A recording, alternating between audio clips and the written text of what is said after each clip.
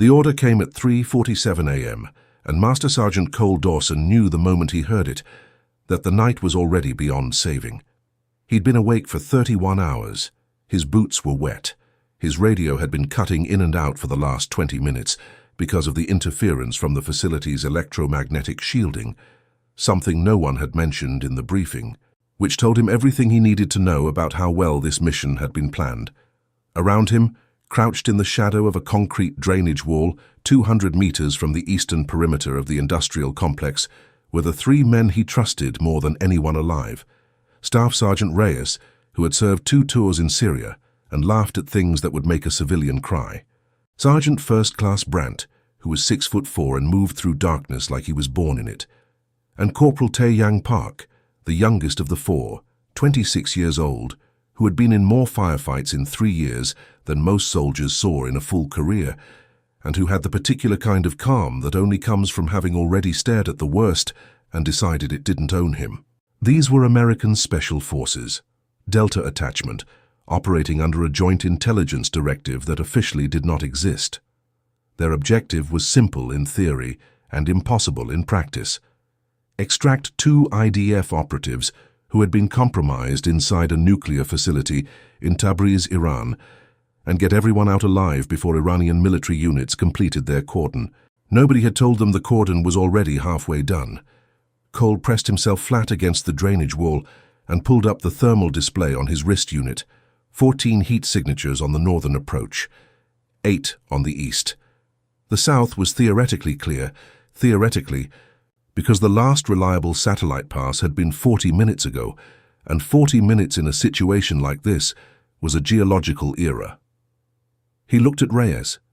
Reyes looked at the numbers. Neither of them said anything. They didn't need to. The math was ugly, and they both knew it. 4 of us, Brandt said quietly from his left. 30+ of them. I've had worse odds. He wasn't joking. That was the thing about Brandt. He was never joking. Cole checked the radio again. Static.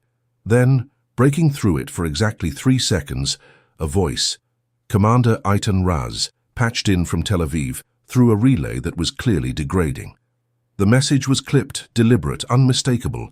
Get the Special Forces out of here. And then, silence. Cole stared at the radio. The IDF command was pulling them.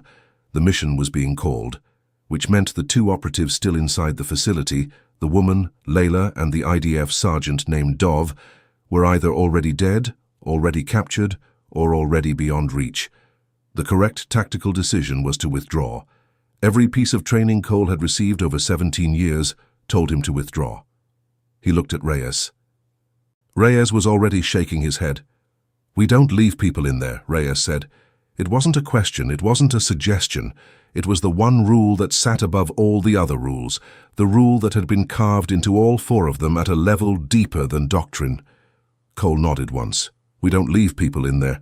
Brandt checked his weapon without being asked. Park rotated his shoulders, the way he always did before something went sideways. A habit so ingrained it had become the team's unofficial signal. For things are about to get very bad, and I am completely ready. Cole laid out the revised approach in under 90 seconds, using hand signals and a quick sketch on the dirt wall beside him. No heroics, no noise. They would move along the drainage channel to the southeast access point, breach the fence at the pre-identified gap, and push to the sub-level corridor where, according to the last confirmed position report, Layla and Dov were attempting to extract through an internal route. If they were still there, if they were still alive. 2 enormous ifs that Cole had decided, in the span of about 4 heartbeats, to treat as certainties. They moved. What happened in the next 11 minutes would later be described, in the classified after-action report that almost no one would ever read, as a sustained close-quarters engagement resulting in successful extraction under adverse conditions. That language was accurate the way a map is accurate, technically correct, entirely incapable of conveying what it actually felt like to be there. Cole took the lead, moving low and fast along the drainage channel, his body doing the thing bodies do when they've been trained long enough. Thinking stops, and something older and faster takes over. He was aware of every sound, the distant rumble of Iranian military vehicles repositioning, The mechanical hum bleeding up through the ground from whatever the facility was hiding below. The near-silent footfalls of his 3 men behind him. He was aware of every shadow. He was particularly aware of the moment at the southeast access point, when a shadow moved that wasn't supposed to move, and he was already dropping before his brain had consciously processed the threat.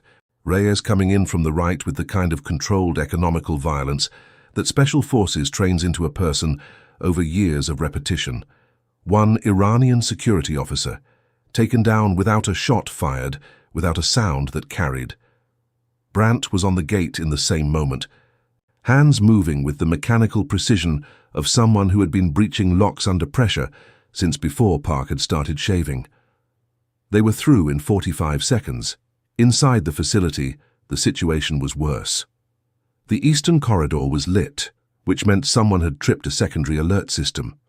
Not full alarm, not yet, but the kind of elevated readiness that meant guards were moving on instinct rather than specific direction. Cole could hear them, 2 sets of footsteps on the level above, moving toward the central stairwell. He signaled Brandt and Reyes to hold the corridor intersection and pulled Park with him toward the sub-level access. The air in the sub-level was different, cooler, heavier, and carrying. Beneath the industrial smell of machinery and metal, the faint trace of something chemical that Cole didn't want to spend too long thinking about. The hum was louder here, much louder.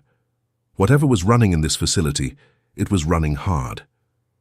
He found them in the 3rd maintenance alcove on the left. Layla and Dov were back-to-back against the alcove wall. And the thing that hit Cole first was not fear on their faces. It was readiness. These were people who had made the same decision he'd made back at the drainage wall. They had decided to move forward. They had decided not to wait for rescue. They had just, by extraordinary coincidence or calculation, stayed alive long enough for rescue to arrive anyway. Layla clocked Cole's uniform in less than a second, and the expression on her face went through about 6 things at once before settling on something that was almost amusement. "American," she said in English, barely audible. "Of course." Dov said nothing. He was already moving into position to cover the corridor behind them, weapon in hand, with the mechanical readiness of someone who had been a soldier long enough that threat assessment had become involuntary as breathing. Cole had approximately 14 seconds to communicate everything that mattered. He used 8 of them. The 6 he didn't use were because Layla had already understood the situation before he finished, nodded once, and tapped Dov's shoulder in a signal that translated apparently universally as, "We go now." They moved back through the sub-level corridor in a configuration that Cole would later describe as the most compressed combat movement he had ever been part of. 4 people who had never trained together, operating at close quarters in a hostile facility, in near darkness, with enemy personnel actively converging on their position, functioning with the coherence of a unit that had worked together for years. The reason for that was simple and irreducible. Everyone in that corridor had been trained by different armies in different countries in different languages to do exactly this. The fundamentals don't change. When everything else is stripped away, soldiers recognize each other. Brandt and Reyes held the intersection for 4 minutes and 20 seconds. In that time, they encountered 3 Iranian security personnel attempting to advance through the corridor. No shots fired. The after-action report would note this under restraint in contact and recommend 2 commendations. What the report would not note, because reports don't capture such things, was that both Brandt and Reyes made the decision simultaneously, without communication, to solve each contact without escalation, because they both understood, instinctively, that the moment shots were fired, the situation moved from difficult to unsurvivable. That was experience. That was judgment. That was the thing that 17 years and 100 missions builds in a person, the thing that cannot be written into a manual or taught in a classroom. Cole came through the intersection with the 2 IDF operatives at 11:51 p.m., and the 5 of them moved for the southeast access point at a pace that was just below running. Fast enough to create distance, slow enough to stay controlled, the line between those 2 things being approximately everything. Reyes took the rear, Park took the flank. Brandt, who moved faster than a man his size had any right to, pushed ahead to clear the drainage channel approach. Cole stayed in the middle, between Layla and Dov, because the middle was where the most decisions were made in the least amount of time. They were through the fence and back in the drainage channel when the facility's full alarm triggered. Not because of anything they had done, because Iranian military units completing the outer cordon had made enough movement to trip a perimeter sensor on the north side. The alarm was, paradoxically, the thing that saved them. Every security asset inside the facility moved toward the north, away from the southeast channel, following protocol. Cole looked at Reyes. Reyes looked at him. Park, inexplicably, almost smiled. They moved through the drainage channel at a dead run, 5 people in the dark, heading toward the pre-positioned extraction route 3 blocks east, the alarm fading behind them as they created distance. General Nasseri stood in the command vehicle and watched the feeds. He had the cordon in position. He had the northern perimeter responding to the sensor alert.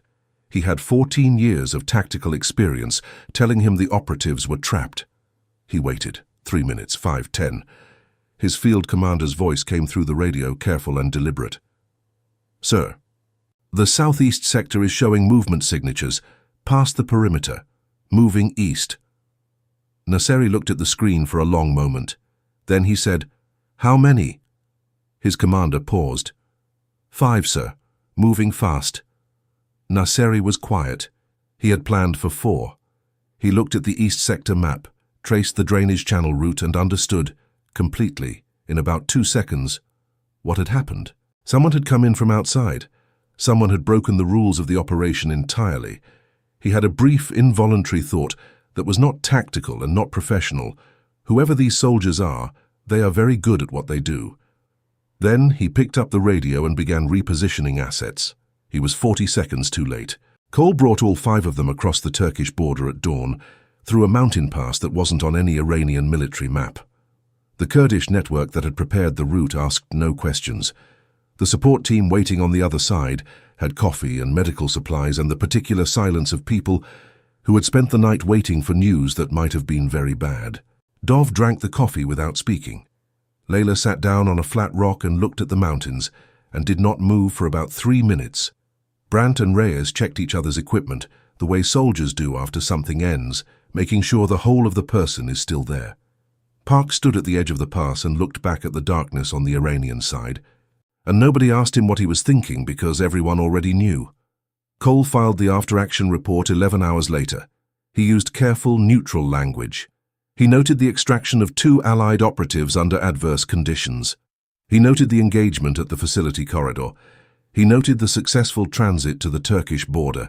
He did not note the moment, back in the drainage channel before they moved, when he had made the decision to ignore a direct order and go back for people he had never met.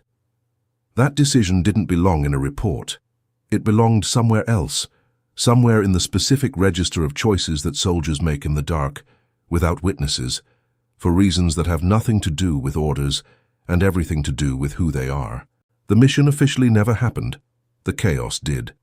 And the 5 people who had lived through it carried it forward into the ordinary world, into coffee and newspapers and mountain passes at dawn, where it settled into the bone and stayed there, the way all real things do.